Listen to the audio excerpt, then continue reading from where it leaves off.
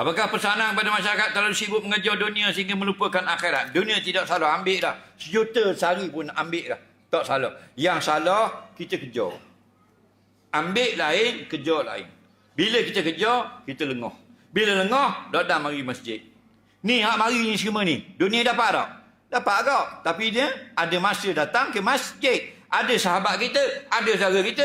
Dunia dapat juga. Tapi tak ada masa datang ke masjid.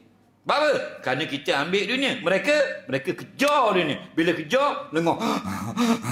Dah nak mari masjid. Faham lagi ya? Ambillah dunia tidak salah. Kalau dunia ni salah, maka Nabi tak ada dunia. Faham lagi? Nah, sahabat ramai mana ada kebun, ada hutan, ada bigi, ada ladang, ada kedai, ada rumah sewa. Tak salah. Yang salah kita. Bila tak pandai, tak kena cara kita handle dunia ini. Harta tu tidak salah. Kita tak kena urus, baru jadi salah. Innama amwalukum wa auladukum fitnah.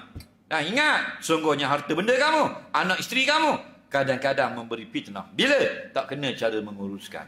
Jadi kena cara kita urus, tak ada masalah. Nampak? Anjing, wow, duk salah. Nah, kita duk marah ke anjing, dia tak akan berhenti salah. Faham lagi? Khabar ketua anjing. Tokai, anjing nak. Jangan ni. Diam lah duduk. Faham lagi? Gitu lah. Banyak minta dengan Allah. Okey?